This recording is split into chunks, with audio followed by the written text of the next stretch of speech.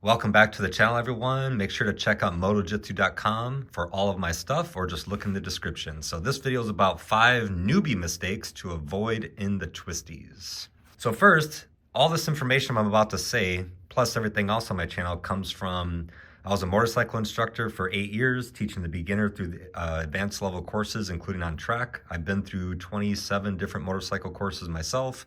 And I've done over 570 one-on-one quartering sessions that I don't charge anybody for. It takes 2-3 hours per person, plus all the group rides, track days, private lessons.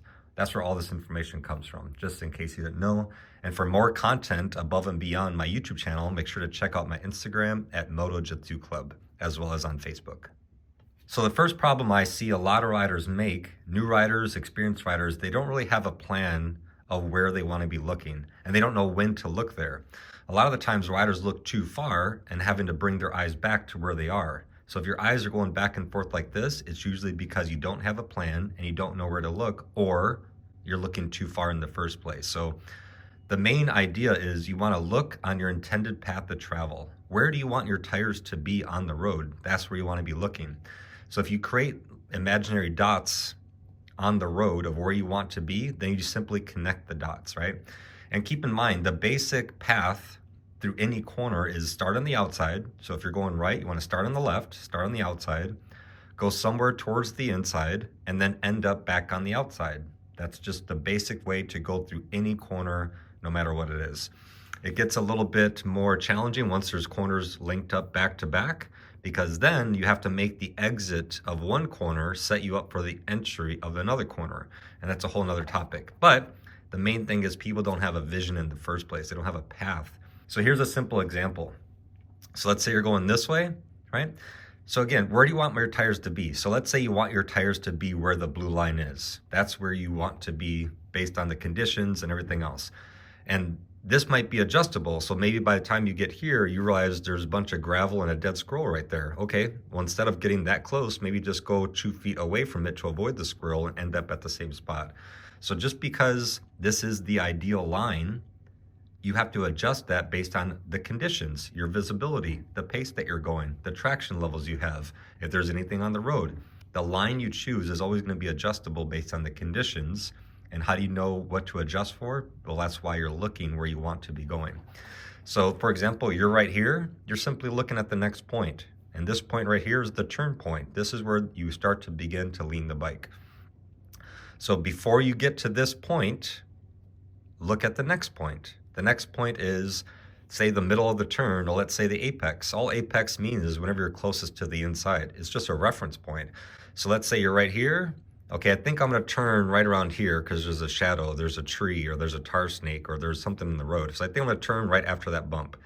And your relationship with that point will vary as well. So you don't have to turn at the exact spot. So say you get there and like, actually, you know what? I'm going to go 5 feet past that circle, past that planned area, and then turn the bike. That's perfectly okay, as long as you're engaging your brain. At least you're picking out a spot.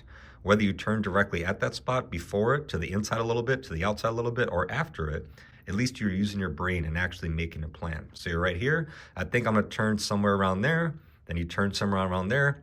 Before you get to this point, you're looking over here. Okay, I think I'm going to get to the inside somewhere around there. And then right here, you realize I think there's a squirrel or something. So I'm going to go a little bit wider. That's perfectly fine.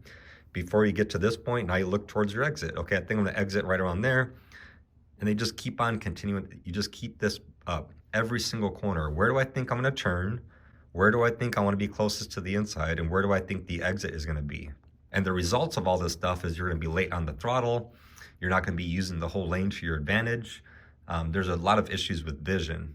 If you're staring too long at this point, you might overslow the corner because you're looking too long. Like you might be riding over this point, and then by the time you finally get your eyes up over there, you're like, oh man, I overslowed. So there's a lot of issues that will come from your vision. But what you do is have a plan, pick out the points where you want to be at, and keep on repeating this process. Go ride all day long at a very easy pace, only focusing on this one thing. Where do I actually want to turn the bike? Where do I want this bike to be in the middle of the turn? And where is the exit? If you just continuously ask yourself those questions and plan and put your bike where you want it to be, you'll build muscle memory of this very quickly. And then you don't longer have to worry about it for the pace that you're going.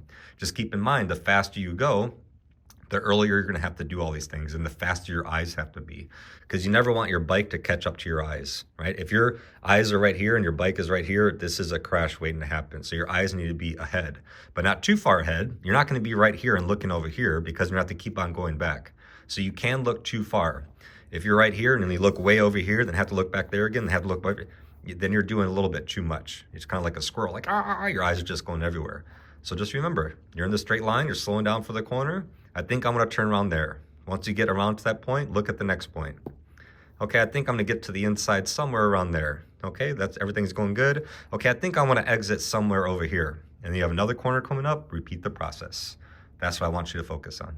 Number 2 is your throttle control. The big mistake is people accelerate too soon, and you never want to add lean angle and throttle at the same time. I'll talk about that's a problem in a minute. And a lot of people don't even understand there's something called maintenance throttle or steady throttle. It's not just braking or accelerating. There's something in the middle between those two things called maintenance throttle. So when to do it, why to use it, how to do it, why is it necessary, etc. And then keep in mind, a lot of people don't know, if you just ask some random person, hey, when do you accelerate? When do you actually get on that gas and accelerate? People say, you'll ask 10 riders, you'll get 10 different answers. People will say, oh, I accelerate when I'm at the apex. I accelerate when I can see the exit. I accelerate when this.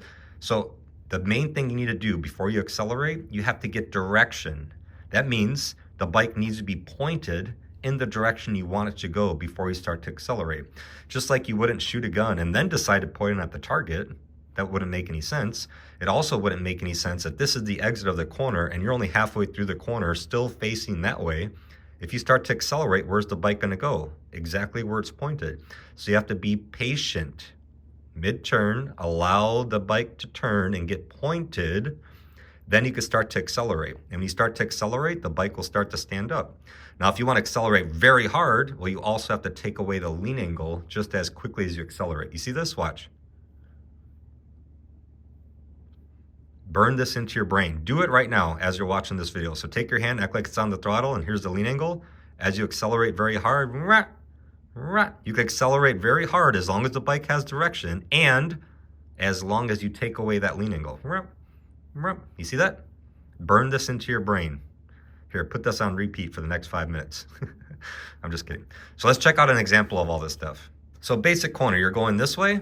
So this whole first portion, you're slowing down. Whether that means only rolling off the throttle, you're using the brakes, trail braking, it doesn't really matter. You're just slowing down right here, okay?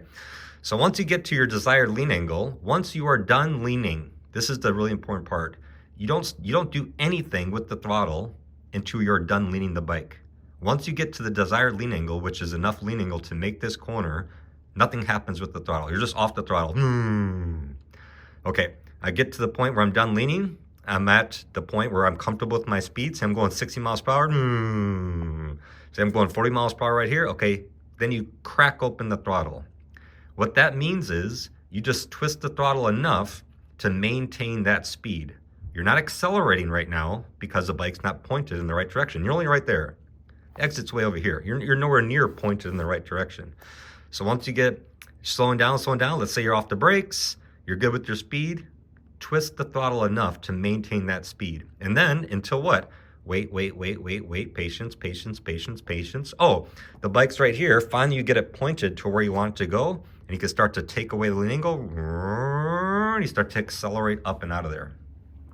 People mess this up, and it causes high sides and low sides. So let's say you're going in.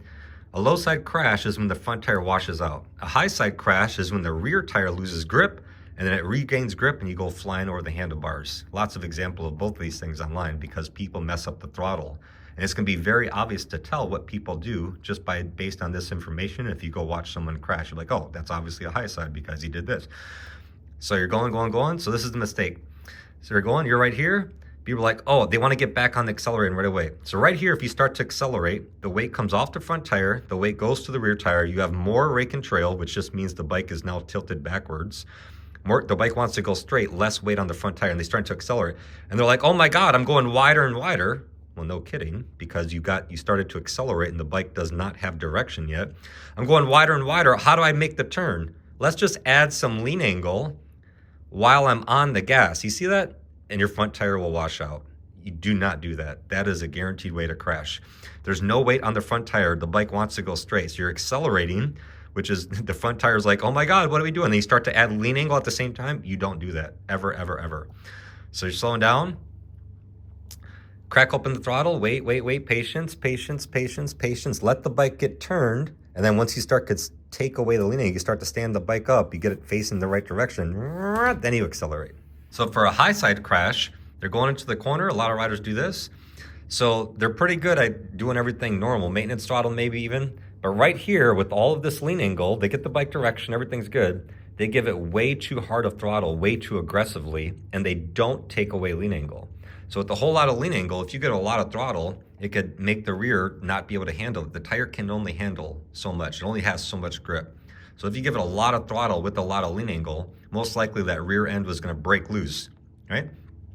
So the rear end breaks loose, holy crap, and a lot of people freak out, chop the throttle. So the rear tire lost grip, oh my God, I'm freaking out. They chop the throttle, the tire regains grip, and because of this action of the rear tire slipping out and then coming really aggressively back in front of the front tire, they go flying over the handlebars for a high side crash.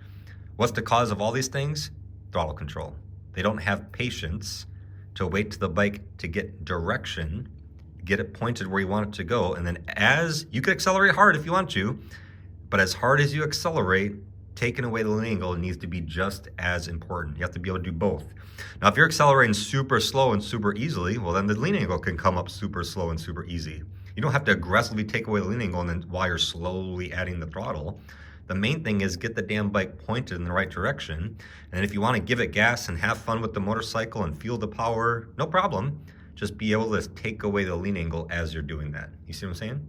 By the way, everyone, I have a whole bunch more videos on my channel, playlist about high-speed cornering, playlist about low-speed, MotoJitsu drills, bike reviews, all kinds of stuff is already on my channel. Sometimes I make a whole video just about one of these issues, but I'm just kind of summarizing all this stuff into a big one general video, but I have endless videos about each one of these topics individually. So go check out the playlist if you want to learn more. So number 3 is the front brake. This is a big problem. So a lot of riders are scared of the front brake. So let's say there's a popular YouTuber who goes into a corner and grabs the front brake and they crash. They then say, hey, don't ever use the front brake in the turn because I did that and I crashed. And now they have 1 million subscribers. Now, you know what that person did? They just screwed up the minds of 1 million people that are newer and don't really have the correct information because what he said was wrong. What the rider should have said is I grabbed the front brake in the middle of the turn or while leaned over. That is why I crashed. Using the front brake or having used the front brake or trail braking, none of that stuff is going to cause you to crash as long as you're smooth on and smooth off. If you grab anything, if you grab the front brake or do anything abrupt or anything fast while on the bike, well, the results are going to be exactly what your input was. You see what I'm saying? So, but because of people say things like this, people are afraid of the front brake. Oh, don't ever use the front brake, you'll instantly crash. No, you won't. As long as you smoothly apply the brake, smoothly let off the brake, and don't do anything abrupt, you're going to be okay. But where does this come from as well? Bad information, misinformation, whatever you want to call it, people not speaking the truth about the front brake. And even if you didn't hear anything about what other people say, you don't watch YouTube videos, you don't care, but you just don't even practice yourself. You would not be afraid of the front brake if you actually practice stopping as fast as you can every time you get on the bike. So you get on the bike, the tires are cold, the bike's cold, you're not warmed up yet. So you're going out of your neighborhood, there's no one behind you. Go 10 miles per hour, squeeze that front brake. Accelerate, 15 miles per hour, squeeze that front brake. Just get used to the bike. Get used to the feeling of squeezing that damn front brake. Squeeze the brake, off the brake, accelerate a little bit harder next time, maybe 20 miles per hour, squeeze that front brake. So you're warming up the tires, you're warming up the bike, you're warming up yourself. You're making sure the bike feels the same as it did the last time. It doesn't smell weird or feel weird, anything like that. You have brake pressure and you're mentally preparing yourself. So by the time you get to that first stoplight, if some idiot blows through the light, you already know the brakes work. You're already used to braking pretty aggressively. The tires are warmer. You have better grip. Everything is better. So within the first mile of getting on your bike, or if you ride and then sit somewhere for an hour, your tires cooled back down. Once you go take off again, warm those things back up. Don't just hope the tire's going to be warm and grippy or the bike is perfectly going to work. Find that out within the first 30 seconds of ever getting on your bike. Get on the gas, get on those brakes, feel those brakes out. Everything working okay? Everything feeling good? And the more you actually practice stopping quickly, the less afraid you'll be. And then you'll realize, oh my gosh, this is so important. The front brake has the most power Therefore, you need to get a PhD in your braking. If you are afraid of the front brake, that means you're afraid of like 70+% of all stopping power, which is absolutely insane. So whenever I do these one-on-one cornering sessions, people are going, I know we just met up on on a gas station right off the highway. So I know on the highway, everybody's going 80, 90 miles per hour. In Southern California here anyway, that's what people ride at. So they're not afraid of going fast. They're going 80, 90 miles per hour. They don't know how to slow down. So now we put the same speed into a twisty mountain road environment. They're super scared to go above 50 because a corner's coming up. Why are they afraid to go quicker? Because they don't know how to slow down. When you don't know how to slow down, you're always gonna be afraid to accelerate. You see what I'm saying? So let's get a little bit more in depth about this stuff. So here's your mentality. Everybody screenshot this. Ready? 1, 2. So I'm only accelerating because I plan to use the brakes. When I do these one-on-one cornering sessions, these people take off in the corners going fast, and then I'm like, okay, we're going. Then they start to roll off the throttle, a football field, before I even think about getting on the brakes. I'm like, whoa, what the hell is this guy doing? Is he okay? And then I could see him. Sometimes he'll use the brakes. The next corner, there's no brakes. The next corner, maybe a little bit of brakes. The next corner, trail braking. I'm like, it's so inconsistent. So I'm like, I asked him, I was like, sometimes you downshift only. Sometimes you use the brakes. Sometimes there's no brakes. Sometimes you use the brake after you lean in. And they're like, yeah, I don't know if I need to use the brake or not. Well, it's like, well, the mentality should be, I'm always planning to use the brake. Even if it's just a little bit, I always want to use the brakes to slow down because that's why I'm accelerating in the first place. If you don't plan to use the front brake, or if you're afraid of the front brake, well, then don't accelerate. For example, let's say you're going through this turn, you're going 50 miles per hour, you come out 60 miles per hour, and you slow back down to 50, and then you're back up to 60, okay? That's like normal. So if you knew how to use the front brake and you know how to slow the bike down, you're going 50, you slow it down to 40, you have no problem going 60, 70, 80. But newer riders will be like, oh my gosh, there's no way, this little straightaway, there's no way I do 80 miles per hour, only because you're saying that because you don't know how to slow the damn bike down. That's why riders go 50 miles per hour, slow down to 40, come out 40, 40, 40, 40, 40, 40, 40, 40, 40, okay, back up to 50. If you know how to use the brake and slow the bike down, especially trail braking, 50 miles per hour, 40 miles per hour, 60, 70, 80, 70, 60, 50, 40, 50, 60, 70, 80. If you plan to use the front brake and you know how to use the front brake and you're not afraid of it, the speed will take care of itself. But I'm telling you right now, if you're afraid of the front brake, you don't practice using the front brake, don't accelerate. You shouldn't be riding fast at all, because speed isn't the issue, it's the sudden stopping that'll get you in trouble. If you don't know how to slow that damn bike down, a car's gonna pull out in front of you, you go too fast into a corner for your comfort, you don't know how to slow the bike down in the middle of the turn, you are gonna get yourself in trouble. So your mentality needs to be, I need to master the front brake. I need to get so good with the front brake to the point where if someone took off my front brake, I would be afraid to leave my house, because it's so important, it's so ingrained into you. That's what you need to rely on, the damn front brake. So what do people do? They just rely on engine braking. I'm only gonna roll off the throttle, or I'm only gonna downshift, and that's it. And they just hope the engine knows how much they wanna slow down and how fast they wanna slow down. Well, the engine doesn't know anything, only you know that. So the problem is the bike doesn't know nothing. You are in control. You know how much you wanna slow down and how fast. So let's say you're rolling off the throttle, you're coming up to a corner, you roll off the throttle. I'm not slowing down enough. Oh my God, I gotta downshift. You're still not slowing down. Oh my God, I gotta downshift again. Well, you could just avoid all that drama, wondering what's going on, if the engine is gonna do it for you. Just use the brake. Even if you're only using 10% brake, you know how much slowing you wanna do, go to the brake. That should be the first thing you do. When I do these one-on-one cornering sessions, a lot of the times I don't see the brake light come on at all, but I see him downshift 2-3 times before the corner. I'm like, holy crap, dude, like the brake light never came on. I'm riding right behind you and I used the brake before every corner. You didn't use your brake once. Like that's a problem, because you're just relying on the engine. Rely on the brakes, which means rely on yourself. You should know the front brake. The bike doesn't know nothing. And if you go off the throttle, going into a corner, you downshift, and you're still not slowing down enough, and then you have to go to the brake, well, it would be better just to go to the brake in the first place. Now, if you're only slowing down from 50 to 45 miles per hour, well, you obviously just a little bit of brakes, or maybe just rolling off the throttle. You're slowing down from 50 to 40 miles per hour, so use a little bit of brakes, but you probably don't need a downshift. But if you're slowing down from 50 to 20 miles per hour, go to the brakes to slow yourself down, the front brake, and then you probably have to downshift as well, because the speed difference is so much. A lot of people ask me, well, how do I know if I need to downshift? If you're slowing down from this speed that you're going all the way down to this speed, well, obviously, whatever gear you're in, it's not going to be the right gear because you were just going 80 in fourth.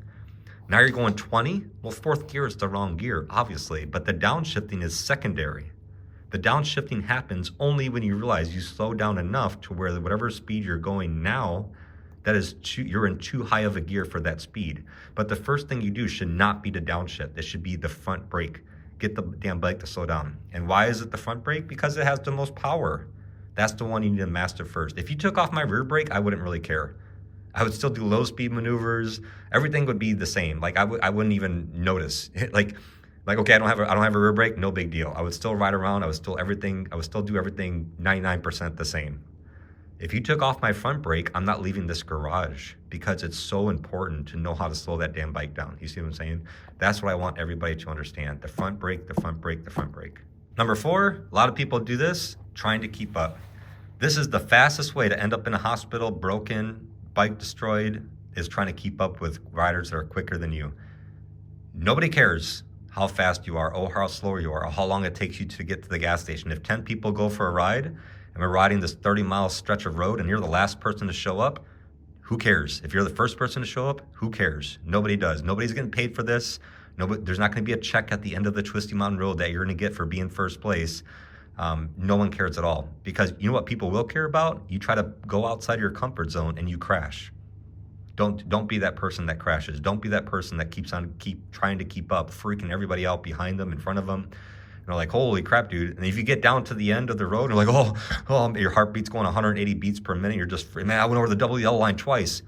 Well, that's a really good indication you might want to slow the hell down because you just got lucky. If your heartbeat is racing while you're on the public roads, you are doing something insanely wrong. You could ride quick, you could ride very well, but you shouldn't be in a rush. You shouldn't be panicking while you're riding. You see what I'm saying? And the biggest way that how people do this, they try to keep up with other people. These guys may have more experience than you. They've already done track days, courses. They understand more. Their comfort is way up here. And this is your max your brain can handle and the speed you can handle. And that's you. If the faster riders slow down to your pace, this would be boring to them. But their comfort and their speed is up here. That's not your comfort. Only ride to whatever you are comfortable with. Ride your own ride. That's why you hear that so many times by so many different people. Ride your own ride. I don't care if there's 20 riders in front of you, 20 riders behind you. Ride as if you're alone. If you're in a straightaway and there's 30 riders behind you that want to pass you, move over to the right, wave them ahead, let them go as fast as they want. It's their risk to take, but no one else should determine your level of risk. Only you should decide how fast you go into a corner, how fast you come out of a corner, if you want to pass a car, if you don't want to pass a car. Only you should be determining that. And nothing you do should make you freak out while riding. You see what I'm saying? Especially on the public road. Like when I go to a course, when I go to a track day, when I'm in a parking lot, I really push myself to the point where I'm getting nervous because it's an enclosed environment. Nothing I've ever done on the street freaked me out to the point like, oh my God, I got lucky on that one. That's a big indication, dude. You are at your limit. You're about to crash if you keep riding like this. So pay attention to those sensations you have. If you're feeling nervous, you are probably riding over your head and you're probably trying to keep up with somebody else. You need to slow the hell down before life tells you, hey bro, you need to chill out. And you don't want life to tell you that because that probably means you're gonna crash and you have 6 months in the hospital, whatever, to think about what the hell you're doing. And if you're lucky enough to get back on a bike, a lot of people can't, so if you're lucky enough to get back on a bike after you've already crashed, well, hopefully you learned your lesson and slow the hell down. The speed at which you ride will take care of itself with better technique. Don't ever try to go faster, just try to ride better. And 5, last body position, this kind of goes along with what I was saying about trying to keep up. Too many people are worried about how they look. How do I look, bro? How's my body position? That's the question I get asked the most on Instagram. People email me pictures of themselves or little video clips about the track. Like, hey man, how'd my body look? Like, yeah, cool, you're dragging your knee, your body position looks really good, but you're 9 feet off the apex at the track. What the hell is that about? That's way more important, dude. Don't worry about your body. But for street riding, oh my God, I could ride 100, I just did this. I just did a group ride. I was riding 100% neutral, not moving my body whatsoever with stock pressure on my bike, and I led the ride. And at the end of it, I asked everybody, I was like, hey, raise your hand if you were 10 feet behind me, bored to death, staying right behind me at the pace I was going the whole time. And there's like, hell no, you're riding too quick, too fast. And I was like, okay, so if you're doing all this body position stuff and you're not able to ride at my pace, That's okay, don't do it, but how important is body position? I'm not even moving. I'm obviously just doing the basics at a PhD level. Body position is only introduced when that's the last thing that's holding the rider back. Too many people focus on body position as if it's the first priority to think about, especially newer riders in the twisties. Like, bro, don't move your body. Just be neutral. Sit up and down on the bike, have relaxed arms. Don't worry about your body. Nobody cares how you look anyway. There's so much in-depth stuff about body position, but too often it's the first thing people care about and worry about and wonder about, because it makes sense. Why? Because that's the only thing you can really see by the untrained eye. If you're following quicker riders or watching other quicker riders and they're not moving their body, well, what are they doing to be quick and riding better? Consistent lines, throttle control, vision, counter steering, their braking's really good, the basics, right? And that's what to focus on. Don't worry about how you look on the damn bike. So many people are nowhere near the limit of their bikes or the limit of their capability, to the point where you're like, okay, you need body position tool now because you're riding extremely well and you have a whole lot of lean angle. Let's add a little body position at the right time for the right reasons to take away a little bit of that lean angle. But most people are nowhere near that. I'm riding behind people and they're in front of me on their sport bikes, hanging off the bike. Their knee is 4 feet from the ground. I'm like, what are you doing? You're on and off the throttle. Your lines are terrible, but you're asking me for body position feedback. And the first thing I say to them, like, hey, follow my lines. Watch when my brake light goes off. Look at my vision. Look where I'm going. Like, watch my throttle control coming out of the corners. And they're like, well, I asked you about body position. Yeah, I know, but that's irrelevant right now. Your body position, don't move. Sit in the middle of the seat. Keep your arms relaxed. Nobody cares about body position right now, dude. You're worried about the wrong damn thing. You see what I'm saying? So get a master's degree, PhD, keep on striving for a PhD plus, whatever's above PhD. Get that in the basic stuff. Vision, throttle, brakes, counter steering, line selection. All this stuff is really wrapped into whole one thing, but focus on the fundamentals. You could ride extremely well and quickly if you wanted to, if you choose to, with just the basics, with no body whatsoever, I promise. And if you wanna understand that for yourself, message me on Instagram, come down to San Diego, we'll do a one-on-one cornering sessions, I'll show you. And a couple things for a bonus. So always wear full gear every time you ride. I hope everybody understands that. The only protection you have is what you wear. If you want a really fun thought experiment, so whatever you wear on your motorcycle, wear that, go in a car, go down the highway, open the door and jump out. Now, if the gear you're wearing is not enough to protect you in that situation, why are you wearing it, right? You don't have any other protection. We don't have a car with crash bars and seat belts and airbags or anything else. The only protection you have is what you wear. So every single time you get on the bike, put on full damn gear. And don't stop learning. There's so much information out there. There's also a lot of people with opinions that their information might be totally garbage, only half true, or only applies to a certain pace or a certain time. So don't rely on influencers to teach you things. Rely on the experts. MotoJitsu.com/courses. Take formal, actual high-level training by people who know what they're talking about, and then practice what you were taught. My videos is like the middleman between formal training and yourself. So my videos can help you understand the things that you learn and translate it, but you have to put in the work to go practice. And let's say you don't have any courses near you. Well, Champ U is online. You could take that right now. Like, what's stopping you from signing up right this second? And you get a discount. Just go to my website and you'll see a discount to it. Because the whole point is, it sucks to suck, but the better you get, the more fun you have, the less likely you're gonna put in a situation where you can't handle it. You go too fast into a corner, there's a little bit of gravel or dirt mid-corner, you're gonna know how to handle it because you're a really good rider. If you're an inexperienced rider, you've been riding 10 years, you haven't taken any more training, you don't really practice anything, you only have like 5 tools available to you. So if something happens outside of the ordinary, you're not gonna know how to handle it. Like I said, it sucks to suck. But if you become a really good rider through constant training, constant practice, it'll have way more fun and you're less likely to get yourself in a situation that you won't be able to handle or fix it. And if you want to practice more things above and beyond the formal training and just practicing, do my MotoJitsu drills. Start off with white belt and be like, oh, that's just parking lot stuff. It's really easy. Okay. Until you actually try it, it's extremely challenging. And if you're in San Diego, I do weekly MotoJitsu practices for free. Just follow me on Instagram or look at the community section of my YouTube channel. I post up where it is and when it is. Almost every Sunday, unless it's like thunderstorming or raining, I do the MotoJitsu practice. Anybody could come 2 to 3 hours and I do it for free. I set up all the cones, I teach people, I demonstrate, I give people feedback, I set up different things every week. It's a tremendous amount of fun. So if you want to learn to become a really good rider, there's no more excuses, right? There's my MotoJitsu drills, there's an online course, there's a whole bunch of formal training. I have, 500 plus educational videos, but you have to put in the work to really practice. But keep in mind, most people crash on the street, they mess up a corner and go wide because they go too fast into the corner, they're trying to keep up, they're afraid of the front brake, they have no plan at all with their vision, all the things I talked about in this damn video, and they're going through an intersection, somebody blows the intersection, they can't stop. They don't know how to swerve. So what's the cause of that? Unfamiliarity, again, with stopping fast, again, with the front brake. They don't know how to slow down, and they just hope a car doesn't pull out in front of them. Hope is not a technique. You can't get better at hope. What you can get better at is practicing. Practice your emergency braking, practice your swerving, take formal training, wear full gear, find mentors, riders that are better than you, ask them for feedback, ask them to follow you, ask them to record you, analyze yourself, meet up with other people that are better than you. So there's two paths to take here. The lazy path, which a lot of people do. I've been riding 30 years, I'm just good, I don't need to learn anything. Okay, good luck to you. And the other riders like, you know what, I'm gonna continuously learn because this is a very dangerous hobby I got myself into. I don't wanna crash.